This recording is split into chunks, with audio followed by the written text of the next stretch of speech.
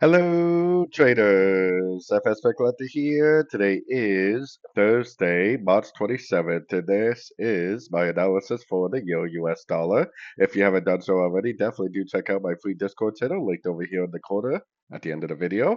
Also, don't forget to check out my website, fxpipcollector.com, to gain access to all these benefits listed below and more.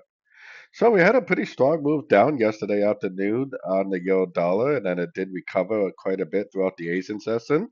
We still have not hit my 38% Fibonacci retracement level, which is kind of my target for this move down. If you go to the daily time frame, we are very, very close to hitting it. I still think there's a very good chance this is a wave A. I still think there's a very good chance at some point we are going to start a move up for like a wave B, and then we'll probably get another push down for wave C.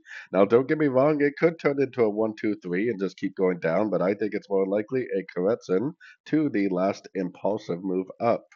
So, taking that into consideration, going down to the 1 hour time frame, the question is it going to make a more proper three-way pullback like this, which I feel like it should, before it goes down one more time to the 38%, or is it just going to take off and start breaking structure to the upside?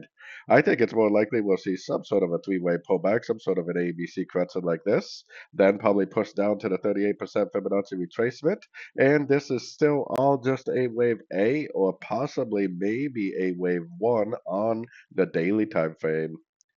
So anyways, don't forget to join my free Discord channel, and as always, thank you for watching and happy trading.